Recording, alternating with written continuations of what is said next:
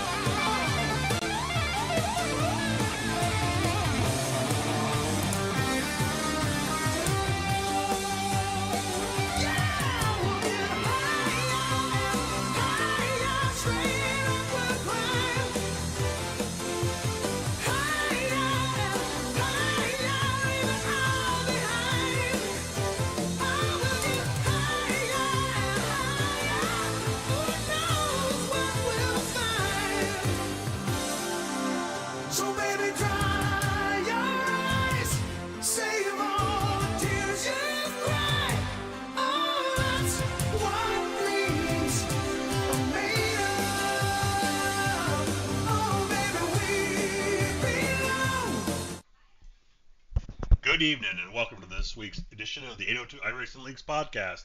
I'm your host, Rob Lowell, and joining me as always is my co-host, Brandon Garrand. Brandon, how you doing tonight? One second, we have some difficulties here.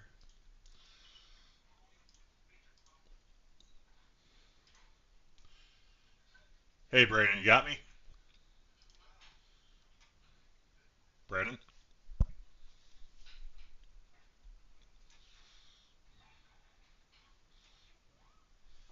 I can see you, Brandon, but I cannot hear you.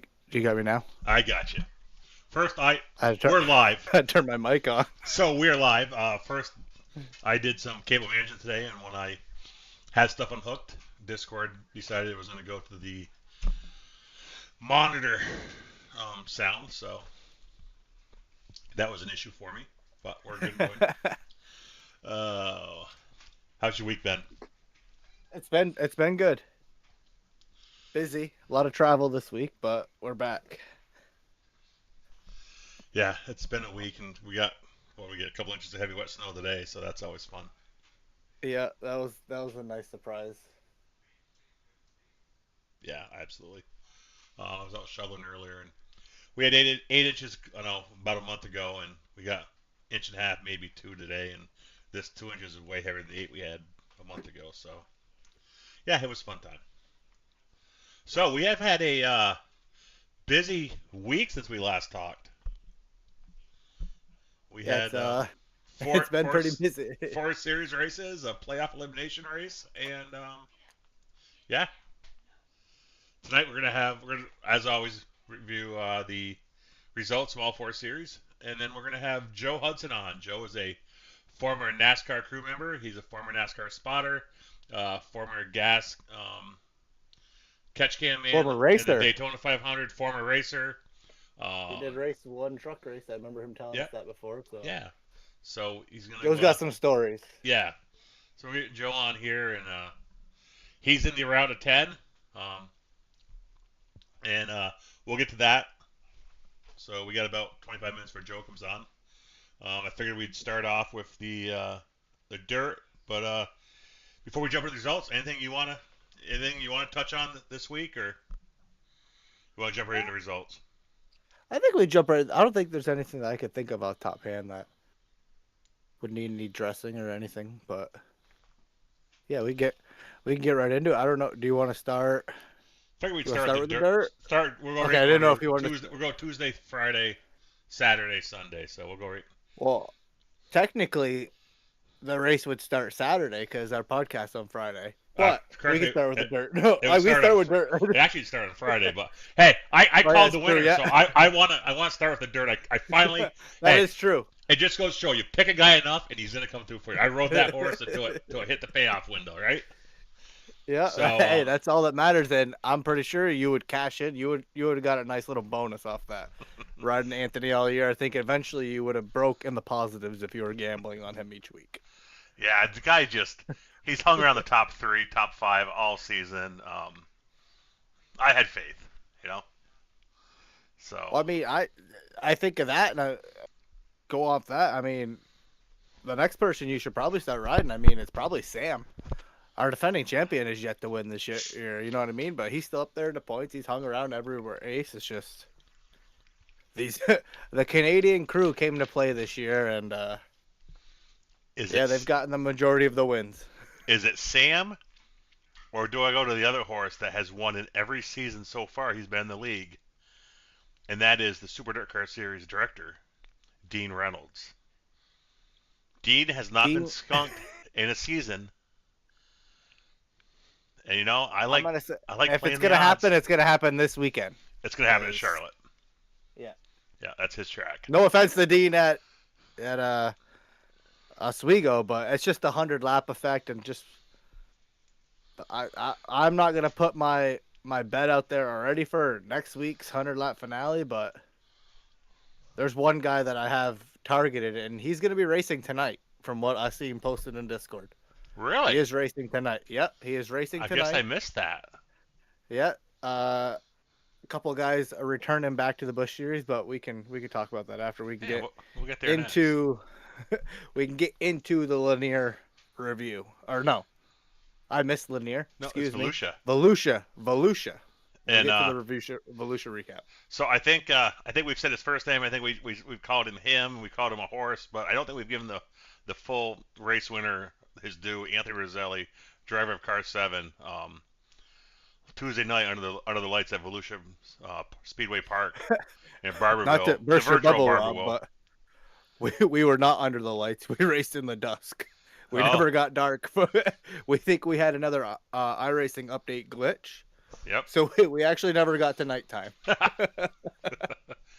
at Uh, least it didn't go from.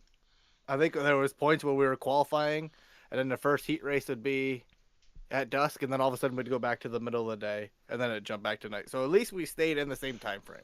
yeah, We just didn't that, time travel. the sad part of time travel was the whole season. Yeah. It was a full 13 weeks. Yeah. Good old iRacing. So, yeah, Anthony Rizzelli comes off the win. Looks like he led 39 of 40 laps, so looks like he pretty much dominated it. I think was that- not there, and the but I'll only let you talk it. Yeah, and the only reason it counts only 39 out of 40 is because it never counts whenever we go under caution. So we had one caution, and I think that's, even though it doesn't count the lap, it kind of does count a lap in a way.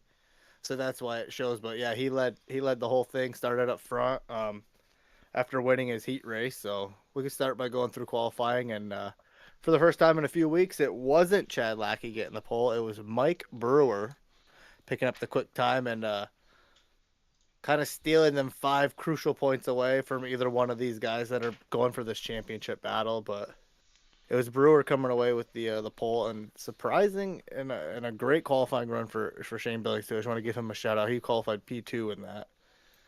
And then, yeah, the first heat race had Roselli and Clay Christopherson lining up with each other on the front row, and Anthony fired off from the outside row, and as it always is, it's crucial if you want to start up front. You got to win these heat races, and Anthony goes ahead and does that on the first heat race, which set him up to start in the pole in the feature.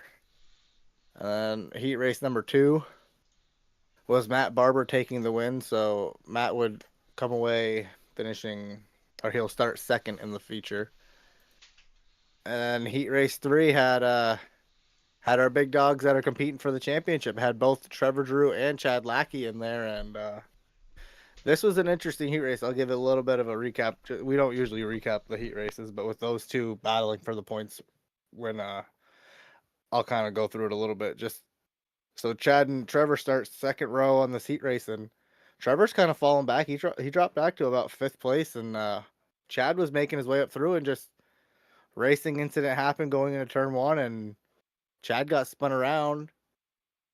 Trevor sees parted for him. Trevor breaks through. He wins the heat race, so he's starting 3rd in the feature.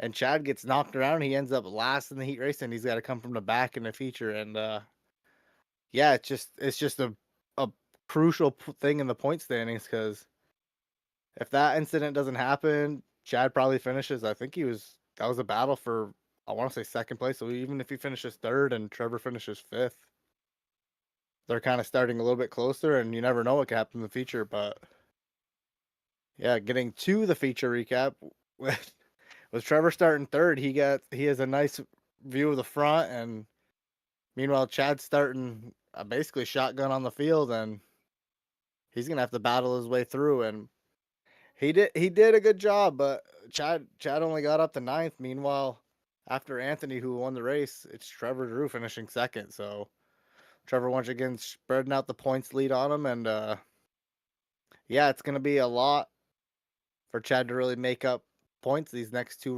weeks. So Trevor's in control right now with 2 weeks to go. But after Trevor on the podium is Sam Bachman, defending champion.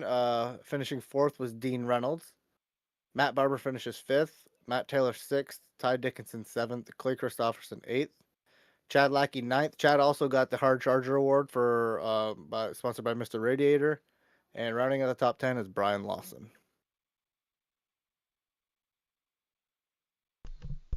I will get the points up real quick. We'll touch on them. Yeah.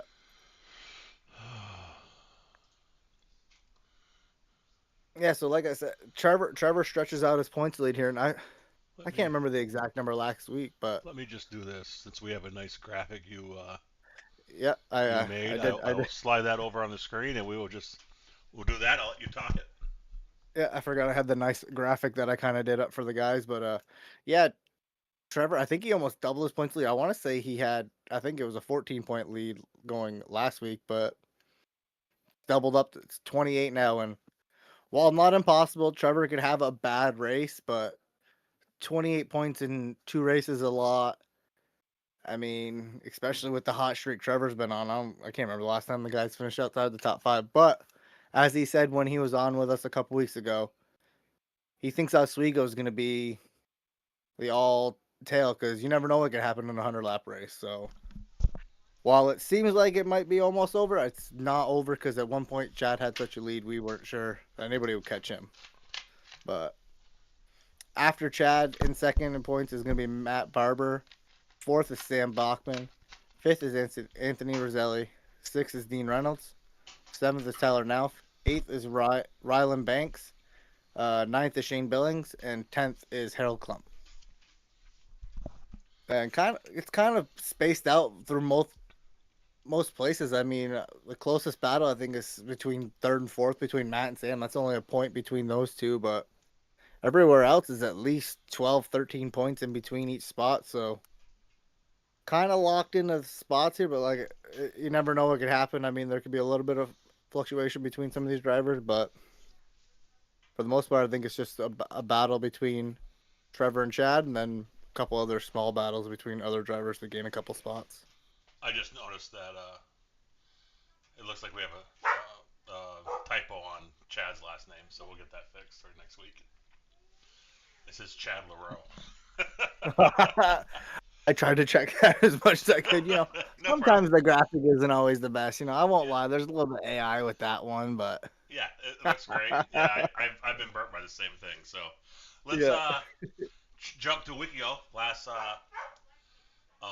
Friday night, we had the 802 Busch Series. We were at Chicagoland for the Deep Dish 180, and Isaac Salas takes the win in his first race with the 802 Busch Series.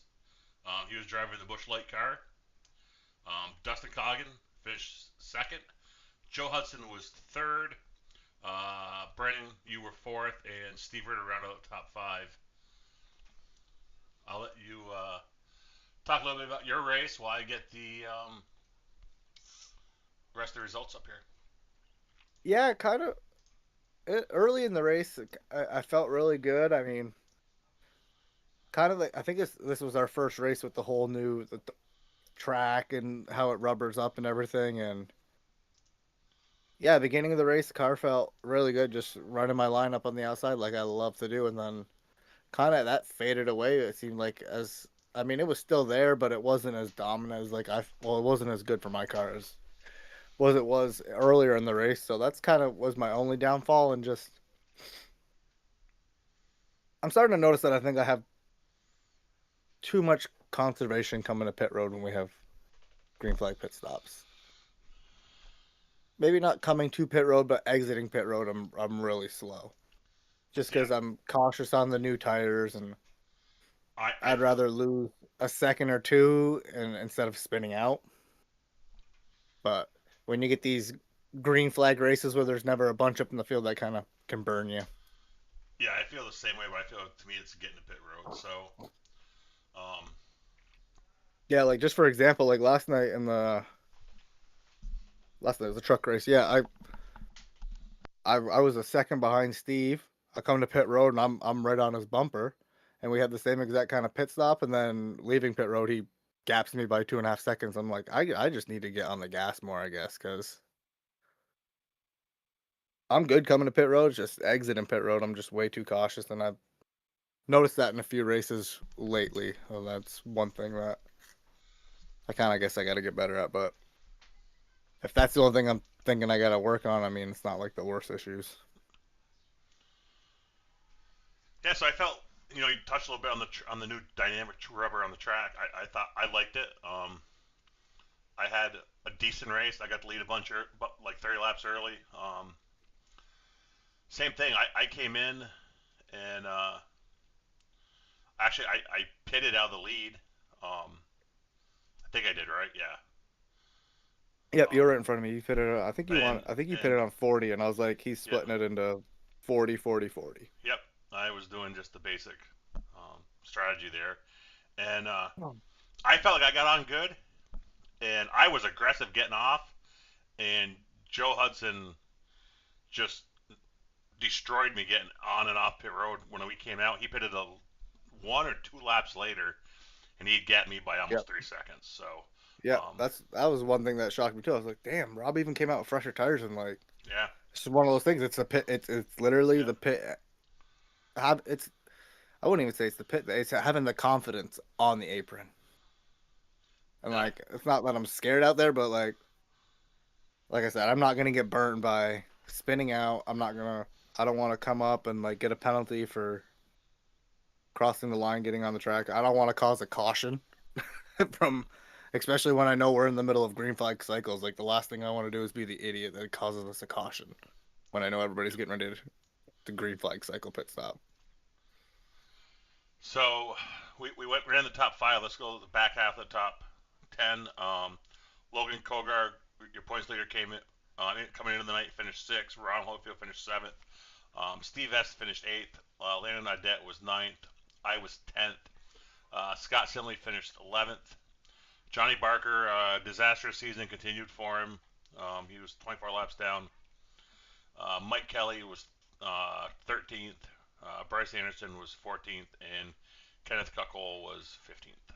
So, for that time of year, Friday nights, down south racing started up, nice weather. Our car count's, a little bit light on Friday nights, but I think we all expected that this time of year when the world got going on Friday nights. You could do stuff besides be inside out of the cold. So, overall, I was really happy with the race. Unless you live in Wisconsin, Michigan, or the Northeast, because we still get snow. Yeah, we don't get to go to the racetrack yet. Poor Nick got buried. I think Nick had just under 40 inches of snow this weekend out in the UP of Michigan.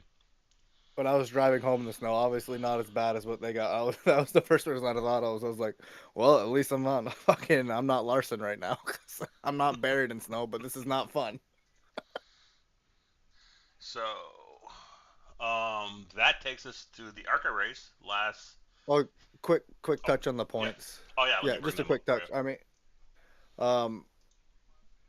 Logan maintains his lead with this 6th place finish. I mean, Dustin gained on him a little bit, but fortunate for Logan, Dustin never led a lap, so he didn't get a bonus point there. So Dustin ended up with no bonus points. Logan did lead a lap, and he got the pole, so we got a couple points. So while they finished about 5 spots between each other, the gap only shrunk by a couple. So yeah, Logan. It's gonna take a lot for Dustin, I think, to close this gap on Logan, especially with like the lower car counts. Yeah, we still got 6 races to go though, and Dustin's only 25 points back. So we do. And there's no drop. I mean, they both have used their drop races by now. I mean, like, so you have a 15th, 16th place finish. There's a chance, you're gonna lose some points. So I think the deeper you get in the season, you're liable to see. I think the deeper you go in the season, the less that 25 points is harder to make up. Early on you got the drop race. So, but Brandon, you're 13 points behind Dustin. Then it's 31 points back to Steve, who's 4th. Cody Gibson dropped down to 5th. He's missed a couple weeks. Then we get to Johnny Barker in 6th. Jorge Ledesma Jr. is 7th. Ron Holyfield is 8th in points. Mike Kelly sits 9th, and Bryce Anderson sits 10th. So, Yep. Now we'll jump over to the 3, maybe 4 horse race in the Busch Series. So yeah, I'd say I don't think Steve's out of this. I don't think, you know what I mean. I think it's gonna take almost a perfect storm for Steve to get. He's got to jump 3 guys, and I think if it was 69 points from him to Logan, then yeah, Logan could have a couple bad races, and all of a sudden you're back in it. But when you got to jump 3 people, banking on. Yeah. I think it's hard. We have to jump 3 people, and I'm not trying to discourage my teammate, but I just think and I'll tell you, Steve's a realist, so he would tell you the same thing, that if you got to beat one guy, you're in the fight still, but have to jump 3.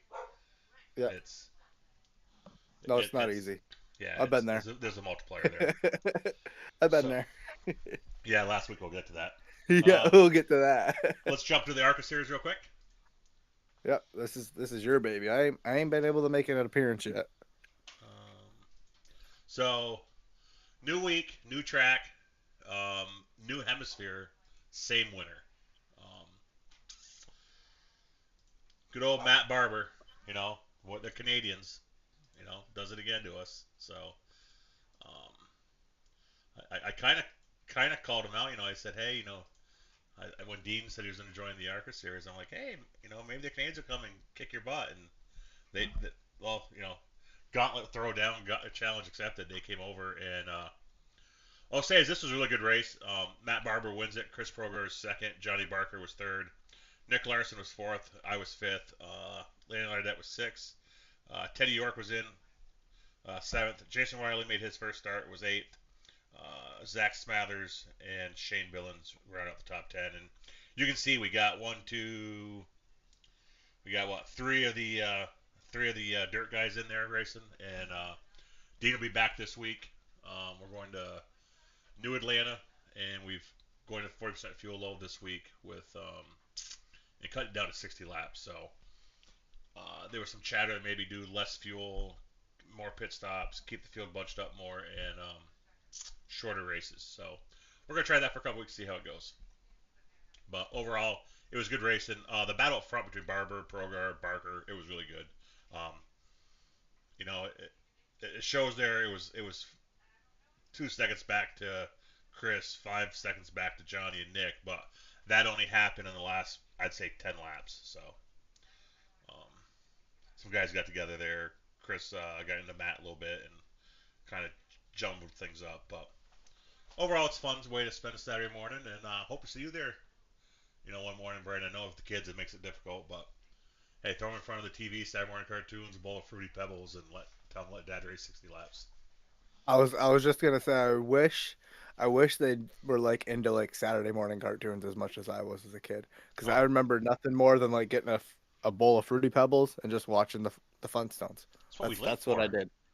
You know. Like, no, these kids, the kids these days love my kids, but they don't watch cartoons. They got YouTube. They don't know what Nickelodeon or like all these cartoon channels. They don't know anything about that. It's all about what's on YouTube.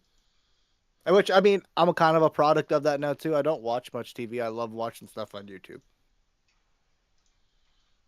So, just part of it's part of the times. It is what it is, and the streaming age is what we're in. Okay, let's jump. We got about 6 minutes. We'll jump over to Joe here. So, the Winston Cup Series. It was our round one playoff elimination race. Jim Ott wins it. Jim was ninth in points. He wasn't on the bubble, but he was real tight to it. I think he was up, what, 6 points? Yeah, he Um, was up a handful. and Jim did what he had to do. He went out and won it, led laps, secured his place in the round of 10. Um, Yeah, I mean that's Jim Ott right there. He wants clean air.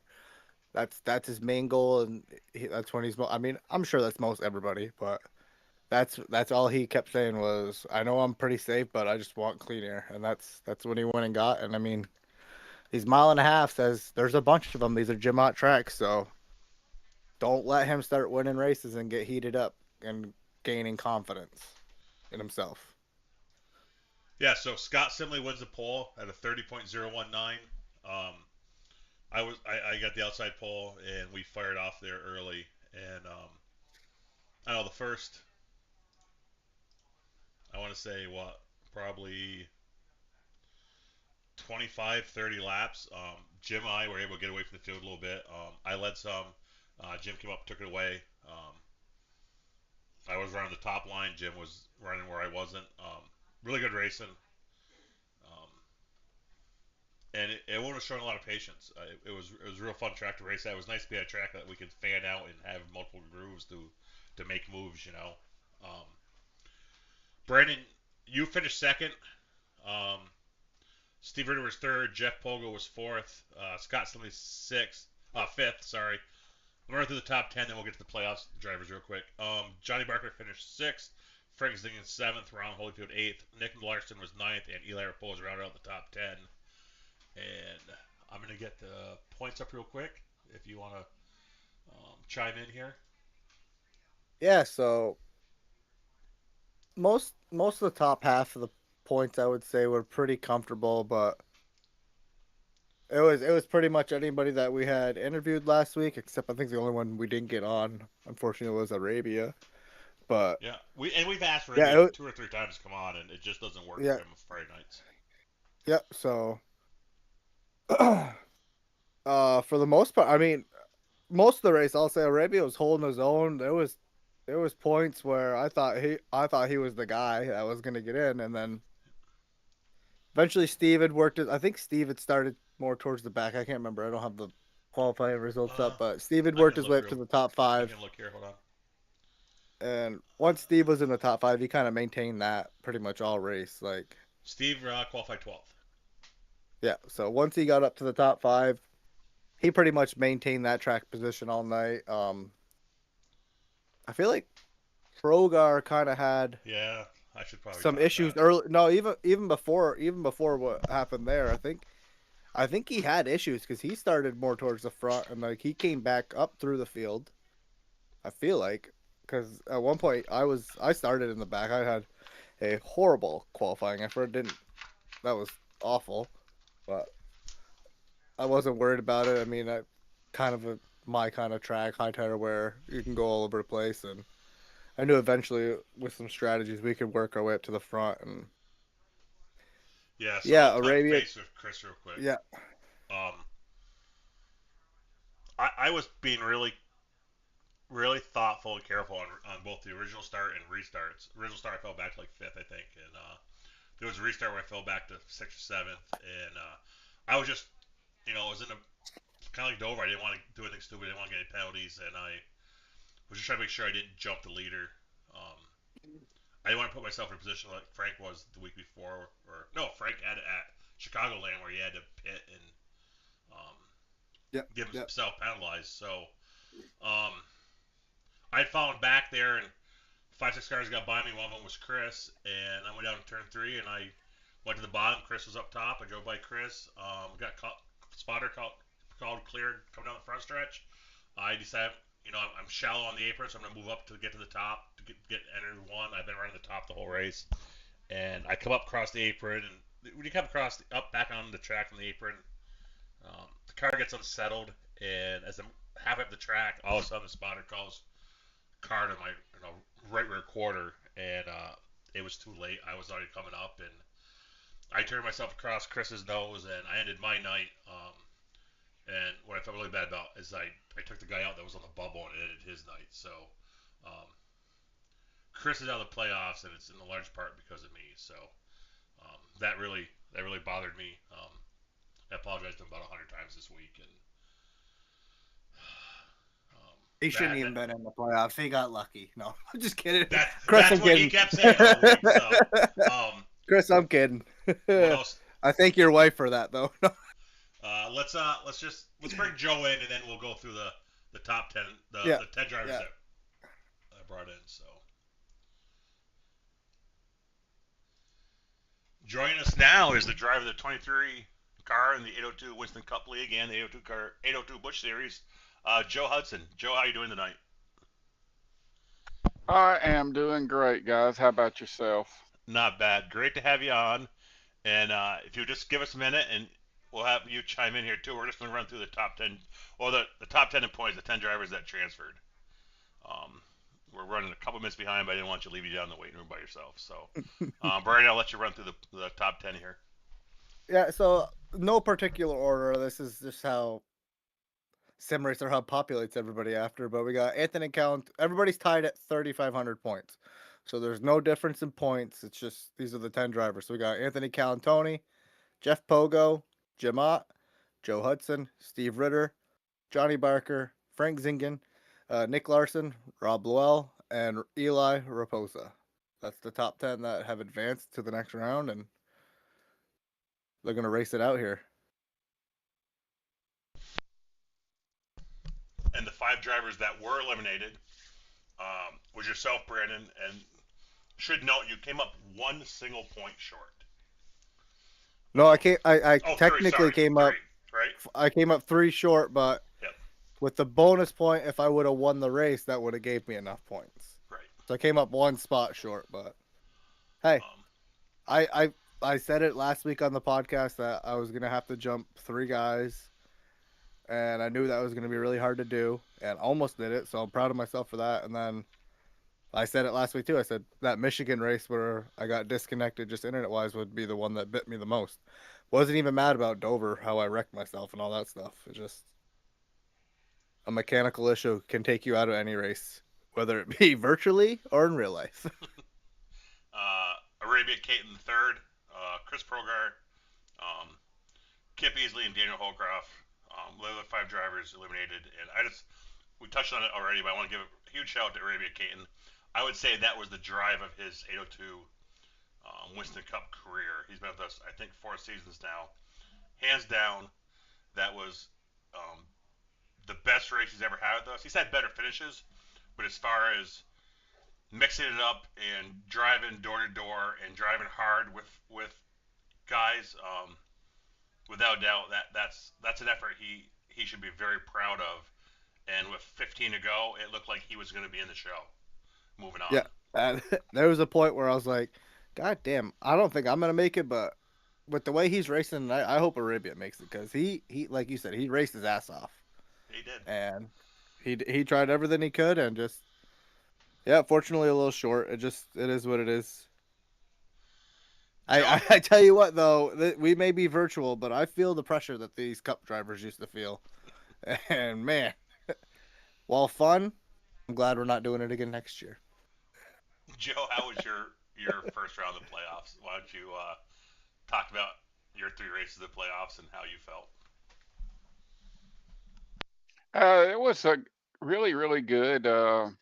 I got the pole there at Dover and thought I was just running a nice, easy pace behind Anthony there, and then he just checked out, and my tires were just gone, and I thought I was, just taking it easy, and luckily those first 2 races I had consistent enough finishes to bank enough points that Chicago was another one. We were just riding along and just making laps, and then come off a 2 and right. I mean, I thought I was like on the straightaway, and the car went into like a 4-wheel drift, headed towards the inside wall, and then it caught, and it just came back outside and creamed the outside wall, and I knew it was gonna say too much damage, we're done. And yep, sure enough, when we got back in the pits, that's what it said. But luckily I said it accumulated enough points from being consistent in the first 2 races to advance. But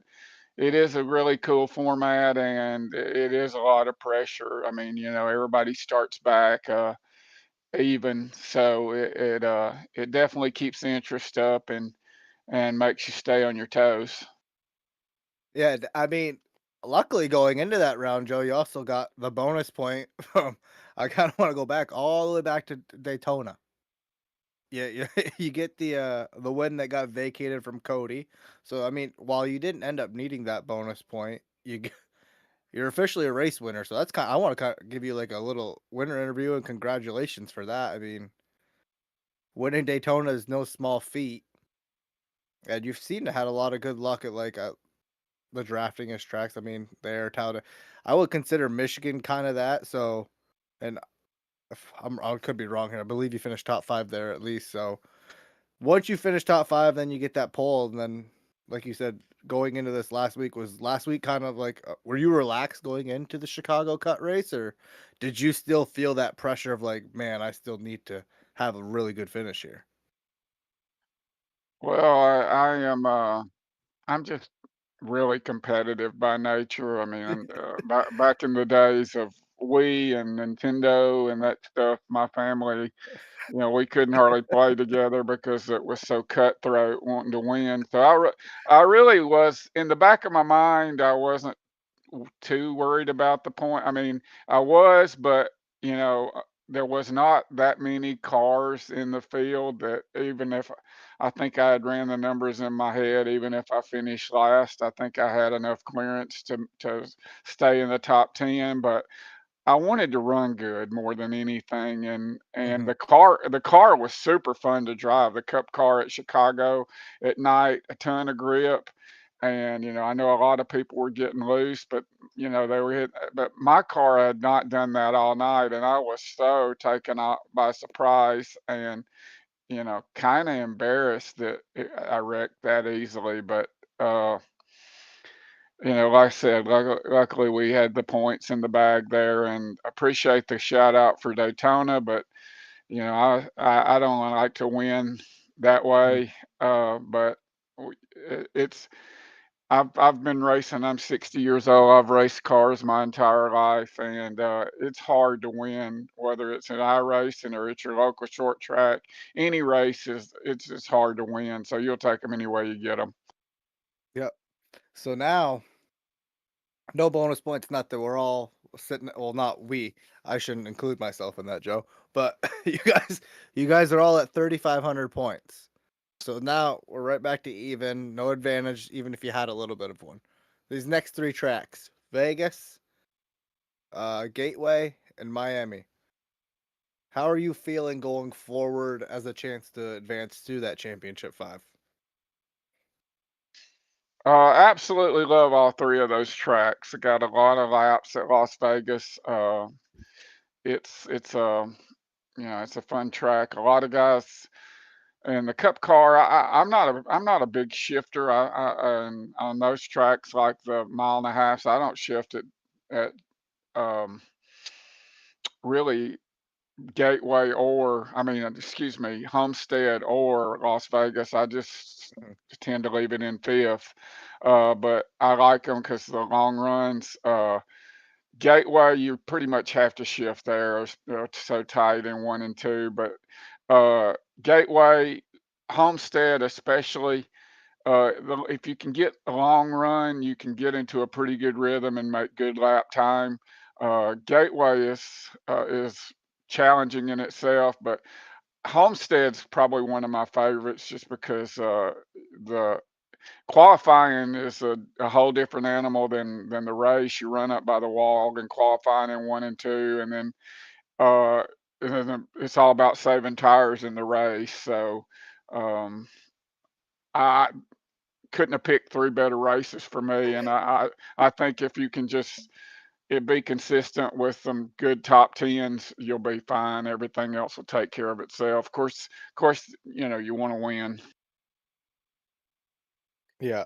Yeah, no, I totally get that. And we just raced Vegas on Monday in the Sim 500. So kind of got a little bit of practice. I mean, I'm sure the track will be different, but yeah, I'm like you. I don't hardly ever downshift at all at any kind of mile and a half unless we're really worn the tires out and really off throttle. We're going that slow. I kind of need to just grab a different gear, but yeah, that's good to know that these are we're looking for Joe at the front of the field now.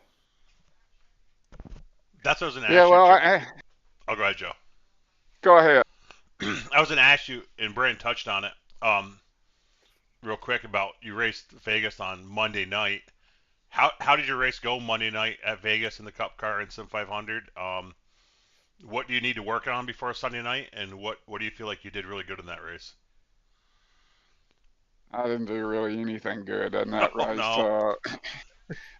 It's an entirely different animal over at Sim 500 because of Yeah. the no chap and the strength of the field's usually 3,500 plus. Uh, but you talk about going back to what you were talking about earlier and it being fun and pressure. The We had like 47 cars and they were only going to start 42 or 44, and now 42 had to make it in on time. So you don't have to beat that many, but you can't. I had really good time in practice. I think I was top 5 in practice and really could have started, ran a lot faster qualifying lap, but I didn't want to screw up and be one of those guys that got sent home.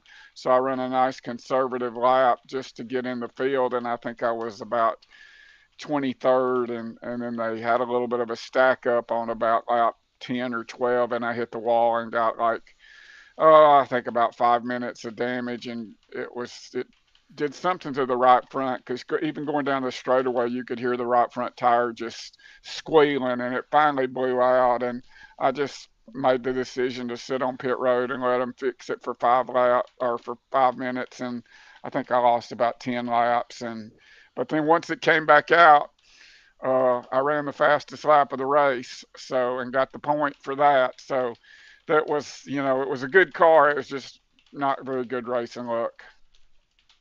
Joe's telling me he'd had a conservative lap and he got 20th. I'm out there pushing. I qualified 39th. that Yeah, yeah. Well, it's a lot of fun. It's a lot of fun yeah, though, with the competitiveness and how it makes you strive to get better and better. yeah. Well, and then in the end, a couple people dropped out, and they just said, "Well, hell, we're going to let everybody race." And I'm like, "Great," because That's true, yeah. track position in any of these races is so important, as you all know. And Yeah. you were behind the gun there, but I've had some really. I had a second place finish at California and a 10th at Phoenix, so I was up in the top 20. I think no, I think I was like six in the points. So it's still early there, but if it's a year-long goal between myself and Joey Jatina, if we can just make the top 20 in the playoffs there against some of those heavy hitters, it's like a win for us. That's what I'm in the chat with Pogo. I say if we can finish top 20, buddy, that's a great night here. That's a great night to me. Well, it seems, those guys, if you just, I mean, I don't have to tell you guys. I mean, like racers aren't the smartest people in the world. I mean, and you go to Daytona, Talladega as an example, and there's going to be a wreck. I mean, it. There's no doubt, right? You know it. But it's like instead of riding back and just missing it, you're like, no, I'm gonna be the first one there. I'm gonna be the first one in it. And if you were, just smart and rode around and missed it, you're gonna finish in the top 20 in advance. But that's not a lot of fun. But again, it's about being smart, and sometimes the decisions are awful.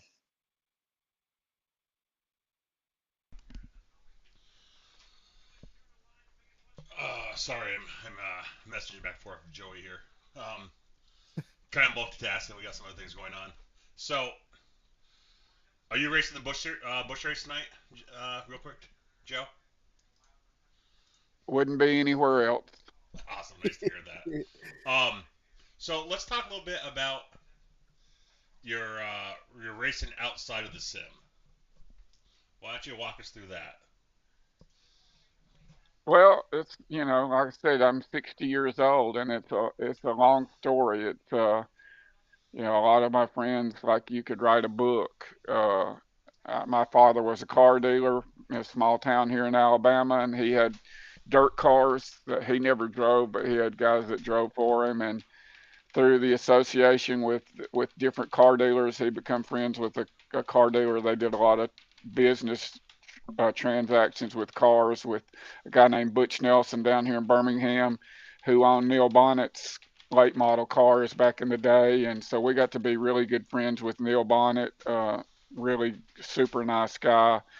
And then I always, harbored that. That was always my passion. I mean, my dad bought us motorcycles, and I mean, from the time I would get home from school, I'd be out in the woods racing my motorcycle on my made up track, and I would be uh, racing Bobby Allison, Darrell Waltrip, Cale Yarbrough, Richard Petty, all those guys. And you guys, I mean, I hope y'all are sitting down because it's going to be hard to believe, but I'm going to tell you right now, I never lost a race against them out there in the woods. I beat them every time. That's awesome. I have a good imagination.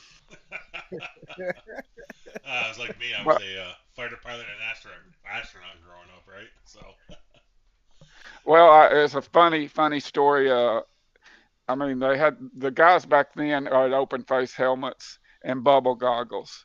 And Neil Bonnet gave me a pair of his bubble goggles. And back in the day, they were like 50 cents on the park truck.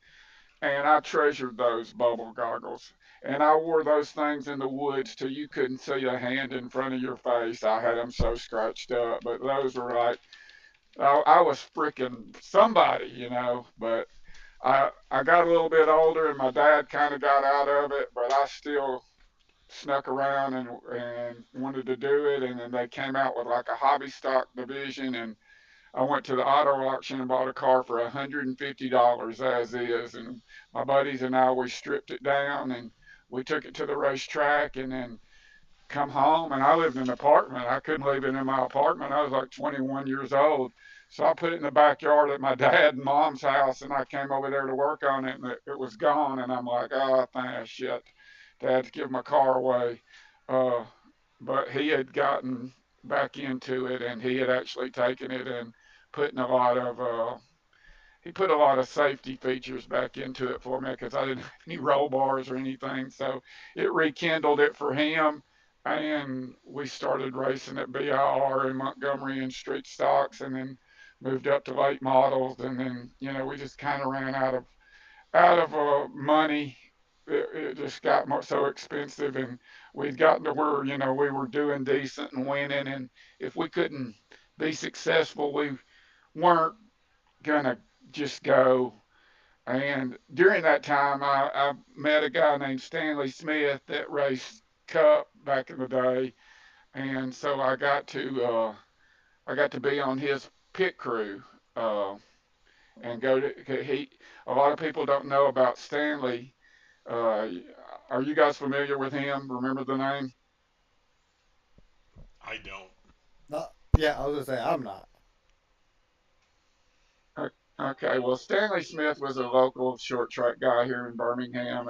He had a good bit of money, but he was originally got Interstate Batteries into NASCAR. He had a sponsorship from them for a few races, and he had a shop out behind his house here in Birmingham, and that was back in the day where if you had the dream, you could, you spend all winter building a car for Daytona and take it down there, and there might be 60 other cars, and everybody had a chance. Dale McCower, all these guys, they lived for Daytona during the year, but a lot of people don't remember. Like Stanley Smith had a lot of guys that came through there working.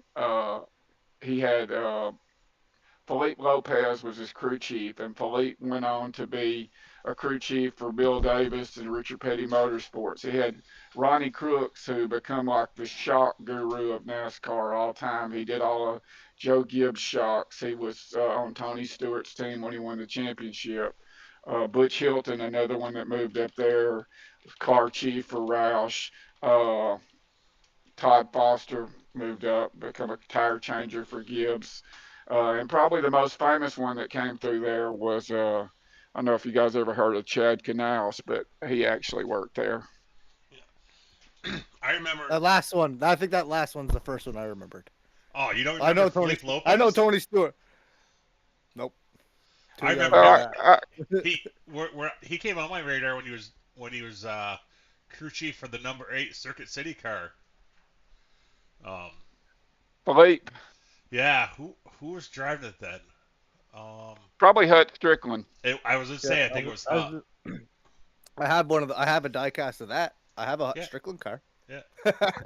Well, I have to tell you a great my Chad Canal story, and I'll be quick with it. But so I was the travel agent. My family was in the travel agency business. My sister had one, I had one. So I just volunteered to Stanley Smith just to go on the weekends. And so I spent all winter going out there every possible moment after work, all Saturday, all Sunday, working on these cars to go to Daytona.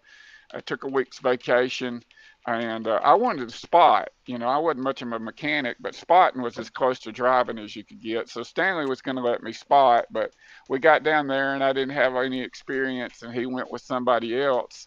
And Chad Canals was going to catch gas, was going to be the catch can man. And so Stanley had been loyal to me. And he's like, well, Joe, I'm going to use this guy as a spotter, but I'm going to pull Chad off of the catch can man and put you on the catch can. So you went over the wall, So I went over the wall, and I took Chad Canals' place. Now, if you look at it today, Chad rebounded nicely from that setback.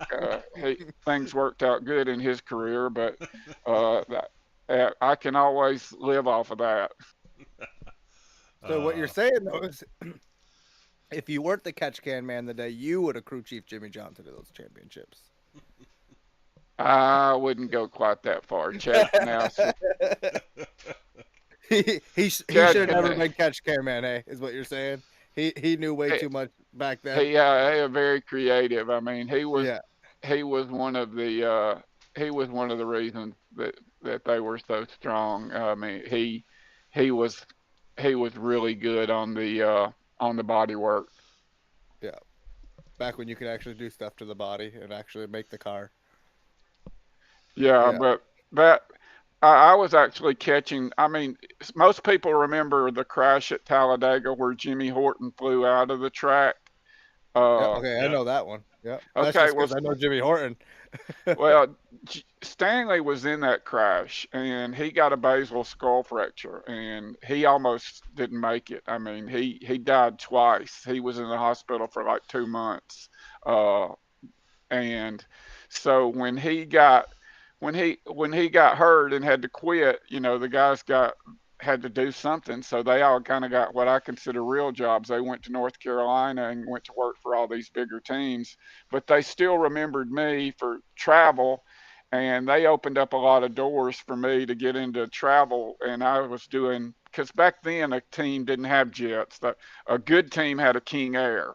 And Mhm. Yeah. so they did a lot of commercial flying. So I was doing probably 20 teams between Cup and Bush, and it opened a lot of doors, and it finally got me an opportunity to spot in the late 90s. I started spotting for Marty Houston in the 75 Spears truck, and through that I became friends with one of Bobby Hamilton Sr.'s best friends, and they came up with a diversity program with Dodge to do um, program, and they picked Willie T. Ribbs the first year to drive for them. And so I moved over and spotted for Willie T., which was a year of my life I'll never get back.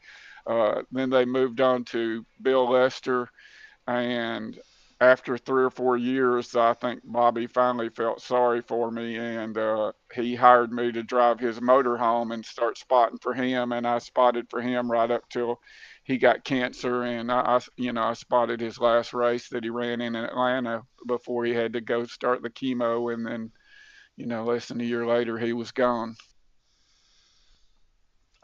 Couple questions for you, Joe. First off is you talked about Willie T. So I listened to him on a podcast called Dinner of Racers. Have you ever listened to it? I avoid Willie T at all. I I was gonna say he on that podcast he sounded like a very capable bullshit artist. So I'll leave it at that. That's what I was gonna ask you is if he Well, was as full as much bull as it sounded as he came across on that podcast.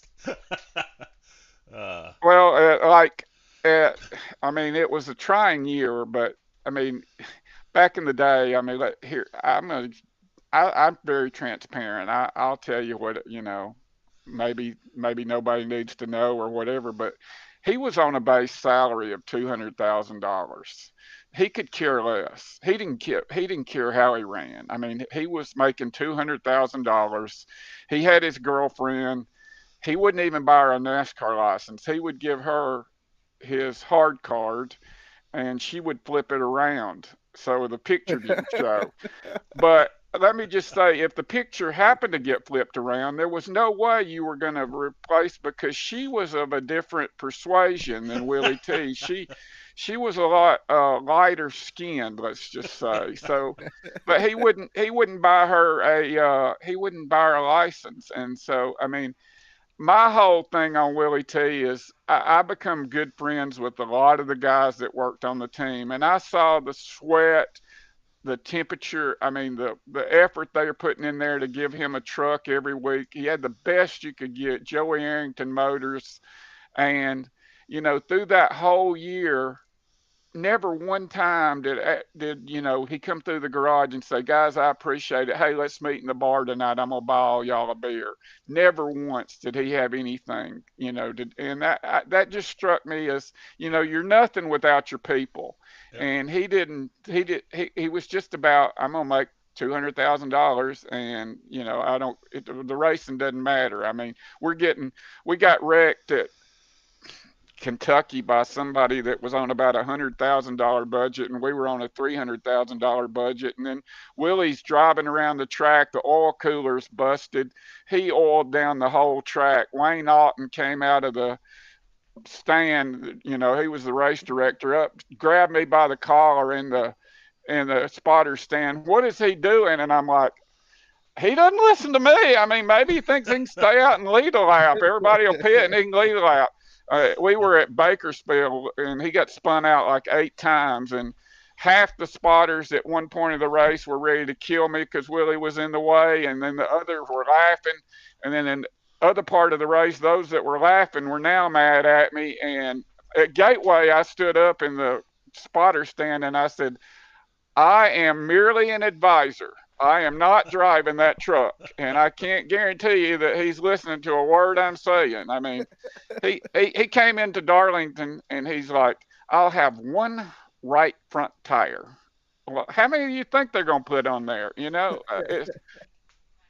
then they moved to Bill Lester, and at least Bill tried. I mean, Bill really tried, and then we did some stuff with Deborah Renshaw, and her heart was in it. A great family.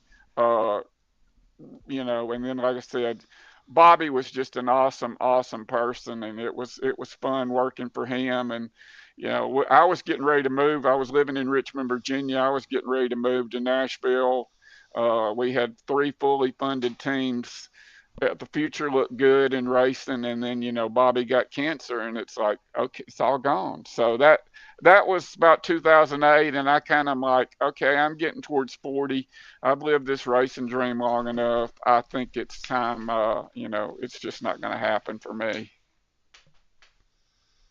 So my other question was, are you busy on Friday nights this summer?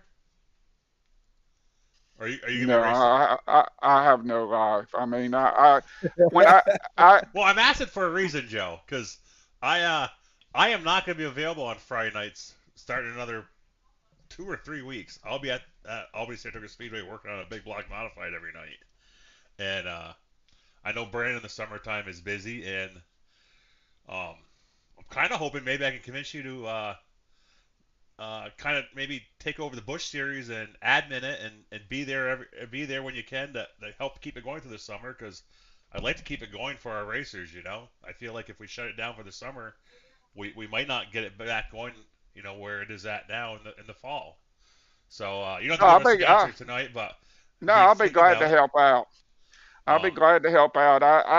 I've bought these stream decks trying to set them up to clear black flags, and I can't seem to get I bought 2 of them, and I bought a brand new computer, and I cannot figure out how to get these stream decks to work. But well, no, I'll be glad to help. well, I I mean, tell you, I've adminned at Sim 500 before, and it's just to give you guys a shout out. I mean, it's a thankless job that y'all have, because if I was Joey, the shit he puts up with at Sim 500, I would have shut it down a long time ago, because it's not putting you in a different tax bracket.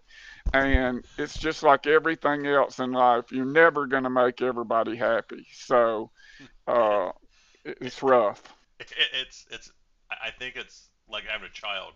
You should get the same tax deduction for that as you do running a sim league, because um, it definitely costs you Yeah, some no, money to do it. no, I will be glad to help. I mean, when I got divorced and moved back to Alabama to finish up my racing career story, and I was very fortunate that some of my friends that they gave me a job in their race shop. They had about 12 late model cars, and my dad had actually bought my first race car from their dad, and we'd been friends for life. We had apartments and houses when growing up, so we had stayed close friends. So we started racing down at Montgomery in a late model class, and we went 3 years in a row where one of the brothers won the track championship. Then the next year they let me race every week, and we won the track championship. And then the next year the older brother won the track championship. So they let me, and even to this day they still let me satisfy that whatever urged by racing a late model every now and then. There's one paved track in Alaska, and we met a guy in Alaska. We sent a car to Alaska, so I've been to Alaska 7 or 8 times to race up there.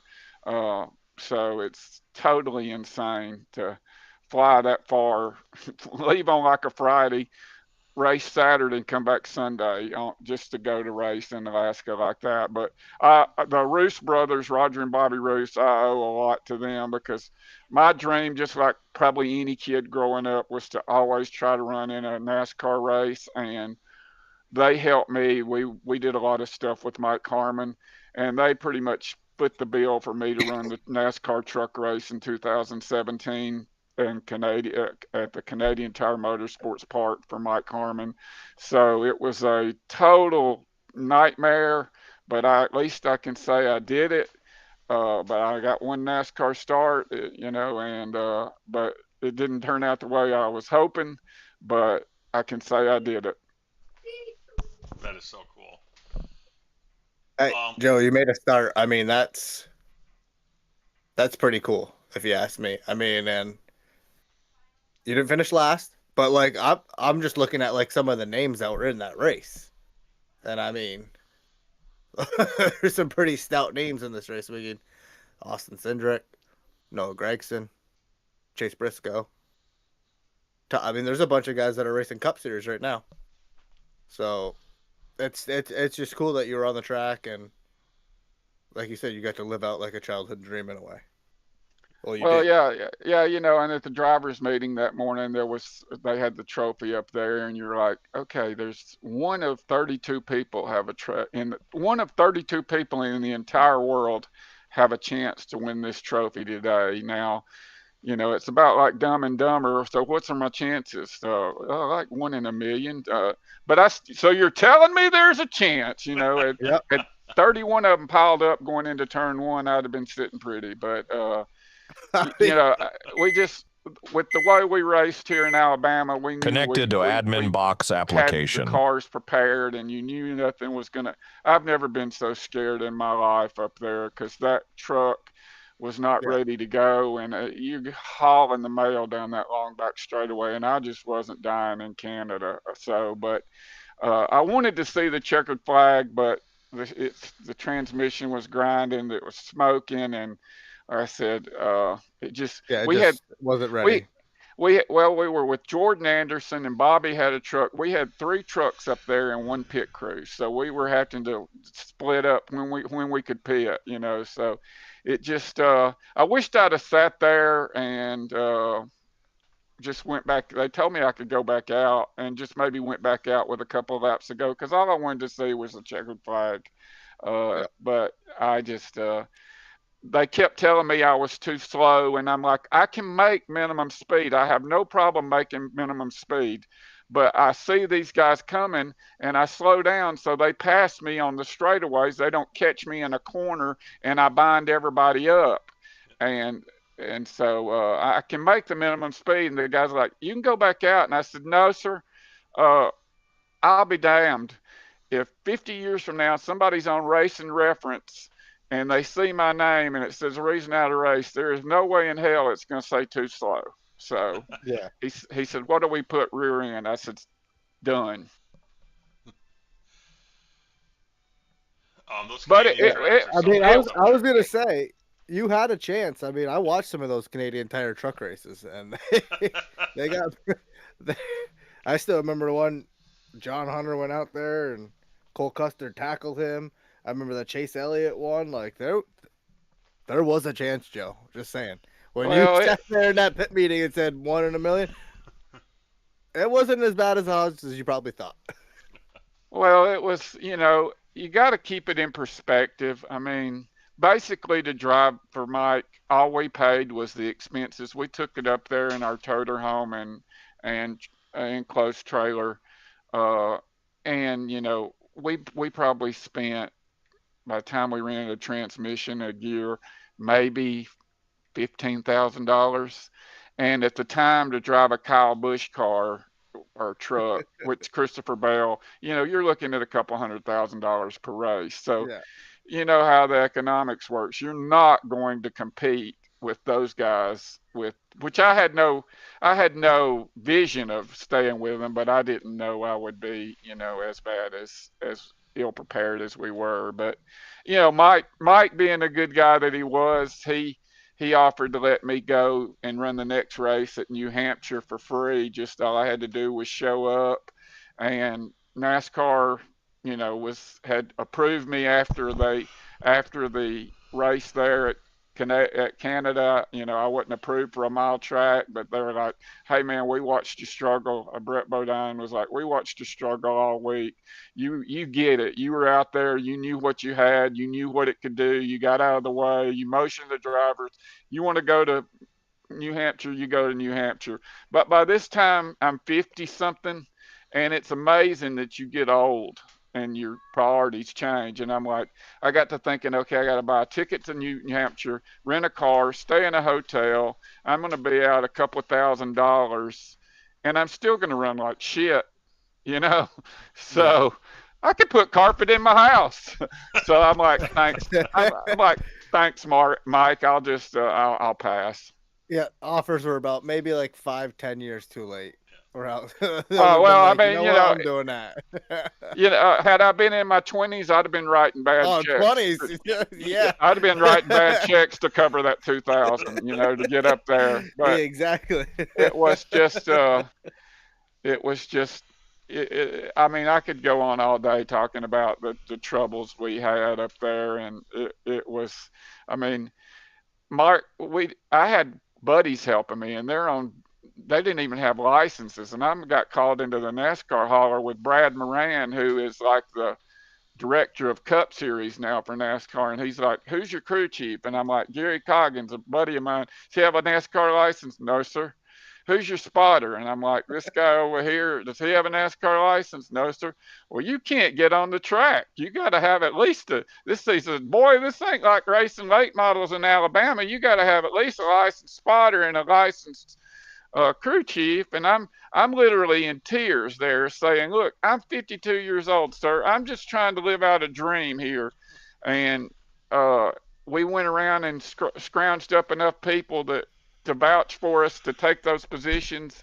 And back then, if you didn't make a lap in practice, you didn't get to qualify.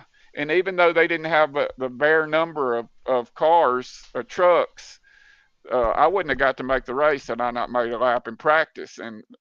So we finally got enough. This guy's going to be my crew chief. This guy's going to be my spotter. And Brad's like, the second practice had started, and he's like, "Well, go put on your fire suit, get in your truck, and I'll let you know what we can do." So I sat there and sat there and sat there, and with 10 minutes to go in practice, the official walked up and said, "Okay, you can go out." And it was terrible. I mean, it was just, that's the kind of weekend it was. Oh, wow. Well, so Joe, at 50, that's the end of the railroad racing career. What brings you to iRacing after? Like, how did you find it? Like, how'd that all start? Well, I'm kind of like everybody else. Back in the early 2000s, Papyrus came out with that game, and I played it on the computer. And of course, it wasn't as, the internet, things weren't as advanced. You didn't have, you made your own races and raced against the cars. You didn't have leagues. You didn't have hosted races. And, I'd always kind of I worked for Richard Petty Driving Experience for about 10 years and met a lot of people, and I got to know Joey Jatina. And one day we were talking about iRacing, and he's like, "iRacing?" And he said, "I do all these leagues." And so, hell, I went to Best Buy, bought a iPi Power computer and a Logitech wheel and a cheap headset, and got on there and sucked. And that was probably about 2014, and now it's 2026. I got about $10,000 in this. I still suck, but I got a lot better equipment now, But so it's just amazing to me. I mean, the technology from somebody that's raced in the real life, you can't really explain how close the sim is to the real life. I mean, how that they are like, you can be at Talladega and you can go out there qualifying and run 178, and then you get in the draft and that computer is smart enough and now you're running 195. I mean, that just amazes me. And like at Vegas tonight, or some of these tracks where there's 2 or 3 seconds of fall off in the tire, how they can program it, and somebody's a heck of a lot smarter than me. Yeah, and not only that, now the tire or the rubber buildup on the track, and you're searching for grooves now, and it's just it's pretty amazing. But I got to revert back. You met Joey while working for the Petty Experience Racing Experience. Yeah, back in the day, we lived in the same city here down here, and he raced at Birmingham, and I raced at Birmingham, and we just kind of knew of each other, and then we had some mutual friends, and uh, it just it kind of went from there, and um, Sim 500 has migrated a lot from what it was back then into what it is now. There's been a core group of guys. I think like Chad Coleman has over 1,000 starts, and I took off. I kind of quit for a couple of years, but I still have over 600 starts, and a lot of guys are between 900 and 1,000. So Now, when you say you and Joey were racing at the same track, you guys weren't rivals or anything, were you? no, we saved that. We saved that for our racing. Yeah, say that for iRacing. I'm we always talk the next morning after a race, and I'm sure he wants to gloat a little bit if he finishes ahead of me, and I'm positive I want to gloat a little bit if I finish ahead of him. It's not a real big rivalry, but if It's a nice friendly if, one. well, Yeah. if there's 40 cars in the field and I finish 39th and Joey finished 40th, well, hey, it was a good night. It's like how they used to have the beer cars. That's all they really cared about besides winning the race. They're like, "Where's that Budweiser car? Where's that Miller Lite car?" That's all. As long as I'm ahead of Uh, Joey. well, the iRacing is the only thing that's missing for me, and that I struggle with really, is the short tracks where you have and road courses where you have to lose a lot of brakes, because you just don't have that feel of feet, that feel it in the seat of your pants like you do in a real car when you have to use brakes and stuff like that. And the really hard thing to swallow, especially from somebody that has won, a couple of track championships and had some good success winning a few races, is you get on here and you go and that there's some guys that wouldn't even begin to know how to prime a wet sump or a dry sump motor, or plumb a dry sump motor, or even get in a car and crank a real race car, and they just beat your brains in because they're good at a video game. And just because you Yeah. were good in racing, it doesn't mean you're going to be good in iRacing. Yeah, I think like the one thing that I really wish I could feel is when like I could feel the car like set and like know like, hey, it's ready for you to hit the gas like right now. Like it's set. Hit it. And I can never feel that in the video game as much. But yeah, it's it like you said, it is a game still, so sometimes there's just those little tricks. The only thing I can ever think of is I don't know if you guys have ever seen Cars 3 or whatever one it is, when like Lightning McQueen's starting to get old and the new cars are just on the treadmills and they just can hit the same lap over and over and over again. That's what I feel like some people can do, and I can't do that.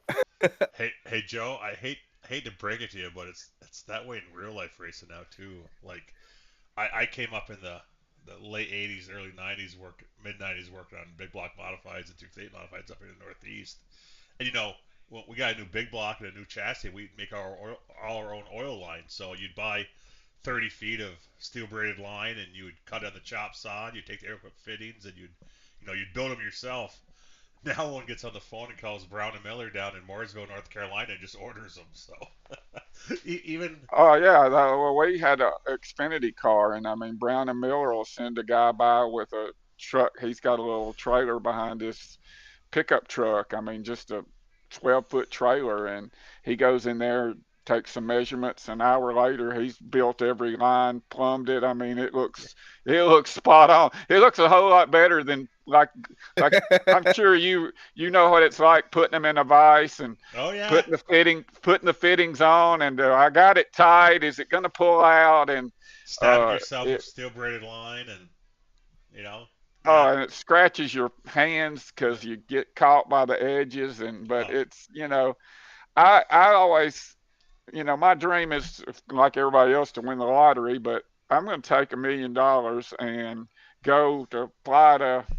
I'm not shitting you here. This is true. Y'all can. I'll pay and y'all can video. One of you can video with me. We're going to fly to iRacing headquarters, the home office, and I'm going to find a programmer up there that I can buy for $1 million, and I'm going to say, go into my account, set my settings so my tires, I get 3 laps to everybody else's 1, and then I can be badass. You can't tell me that there's not somebody that wouldn't do it for $1 million, because I have been to like so many jobs and I go around and are people that are computer geeks, and I'm like, hey, could you hack this system for me? And I hadn't found anybody yet. iRacing is one of the few simulators out there or games out there on PC that is pretty hack proof as far as people cheating. It's really amazing. Call of Duty, Escape from Tarkov, all them big first person shooter games are just full of cheaters, and the game manufacturers can't keep up with it. But iRacing has done a good job staying ahead of it, and give them a shout out for that. So we got about 5 minutes left, Joe. We got 6 races left. We got Las Vegas, Gateway, Homestead, Old Atlanta, Nashville Super Speedway, and then our season finale at Kansas, which is going to be 267 laps, 400 miles of full length race. Of those 6, which one have you highlighted in your calendar? And are you excited about the full length race, or not so much so? Well, being I like the longer races. I mean, it's got its pros and its cons. I mean, like I said, you're not ever going to make everybody happy, but for somebody like myself that's used to being in Sim 500 and finishing top 20 is a good night. The longer the race, the more opportunity for some of those guys up in front of me to screw up, and I might have a good night, So, and I like long green flag runs because I just don't seem to have the short run speed, but I can seem to save my tires and come around, at the end. And of those tracks that you mentioned, Homestead is probably my favorite because in all the Sim 500 races I've ran of the 600, I think I've got 6 victories, and 5 of them have been on super speedways where you just get lucky and miss the big one on the last lap. But I straight up beat them at Loudon on fuel mileage and just saving tires, and ran down the leader with 10 laps to go from 5 laps back because I set a lap time of 33 seconds and I just ran it. They pitted, the tires evened out, they couldn't catch me, and I passed him with like 2 to go. And so Homestead was a good track for rolling the corner and being patient, and getting that good rhythm. So that of the ones left, I'd be looking forward to that one. But the full length races, some people say that drives people away, but I enjoy the longer races. When we floated the idea, it seemed like everyone was excited about it. So it's our first one ever doing. We haven't done one in the history of our league, so it'll be fun and interesting. Joe, as you wrap up here, is there anyone you want to give a shout out to? All of you guys that work behind the scenes, because like I said, I have been an admin before and helping Joey with different things, and just the amount of griping that you have to listen to, it's like babysitting. So, a big shout out to you and all the guys that broadcast. Joey and I did some broadcasting for some qualifying races, and that was a lot of fun. I wouldn't mind doing you guys more of did that. great. Yeah, that was a lot of fun. But so the broadcasters, and you guys big pat on the back again for the group of guys that you've brought in here. They're awesome. There's like I always say, the higher the I rating, the higher the ego. You don't you. That's why I come back here, and I don't care if there's 20 guys or 25 in the race. They're all good guys. Nobody's a jerk. Nobody comes over the radio. Y'all do a really good job of maintaining there's no infighting on the radio, and that we just all do this for fun. And I don't want to go to bed pissed off. So, you race and then you go to bed, and it's not a lot of fun if you go to bed mad. So, I appreciate the job that all y'all do, and you put together a great group of core drivers here. Just constantly recruiting, and finally my family, because they see me when I come in from work, and then they're like, "You better get downstairs." So I'm down here, and then I come back upstairs, and it's time for bed now. So they let me come down. I'm in the league every night if I wanted to race, and so I thank my wife and children for sacrificing their time to let me play race car driver. Well, I want to personally thank you from the bottom of my heart. You're the guy that, you came to one of our recruitment races. You saw what we're about. You pulled some more guys in. You're the whole reason we have this association and kind of partnership with Sim 500 and Joey and your guys' team over there. So, what we've built this season, you're the foundation of that, Joe. You're the one that got the ball rolling.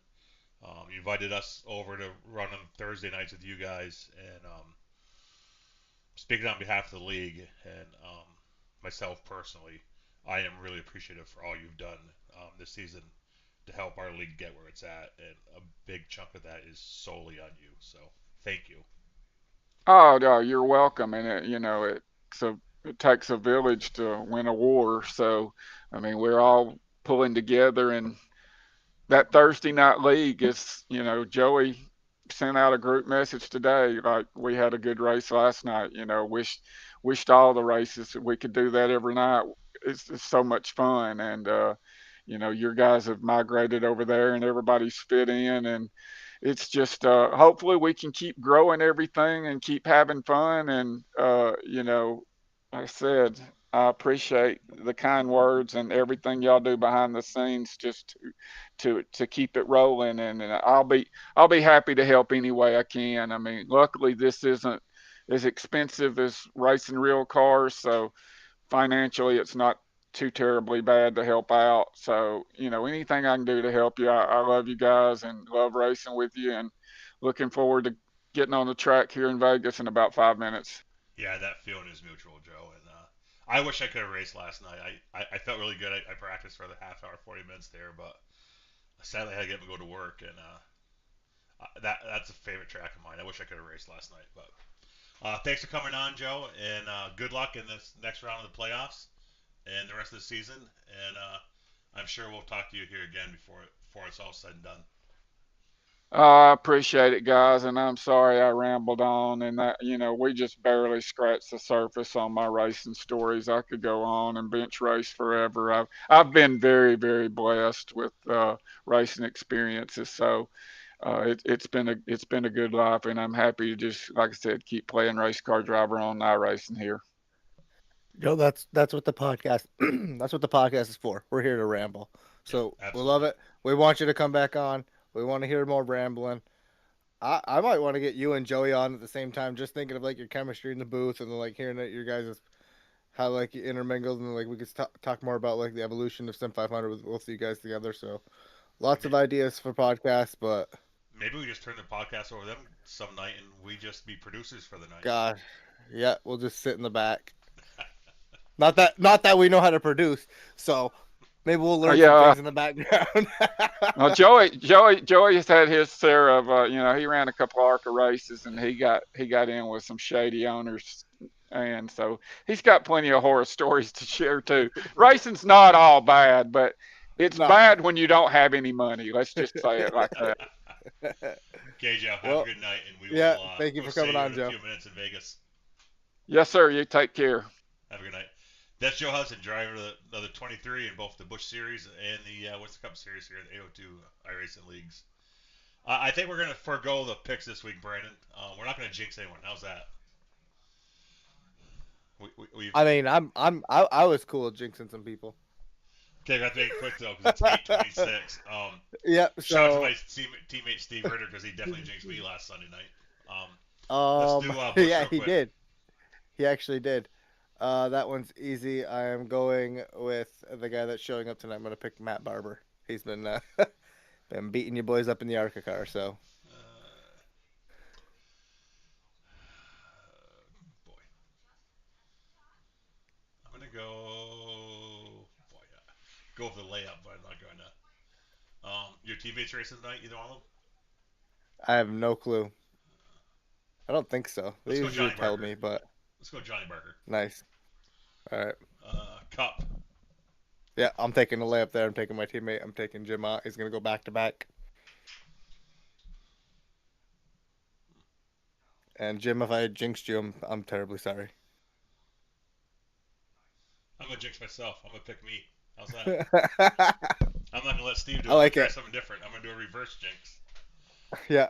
Well, there's the picks. There's everything. Yeah, have a good weekend. Lots of racing. So, Yeah. yeah, and, time to get ready to as get always, in the car. We're gonna go out with a word from our presenting sponsor of the G.Stone Motors 358 modified series. So, thanks for listening. This has been the AO2 Iracing Leagues podcast for March 20th, 2026. See you guys next week. Yep. See you next week. Motorsports and racing cars is a big part of the heritage here at G.Stone Motors. Todd and I have been racing each other for years. I love the one-on-one competition. It comes bottom line, we're all behind each other and support each other with everything we do. I think that says a lot about our company's culture. I'm Vince Quinville, Service Manager at G.Stone Motors. G.Stone Motors, your family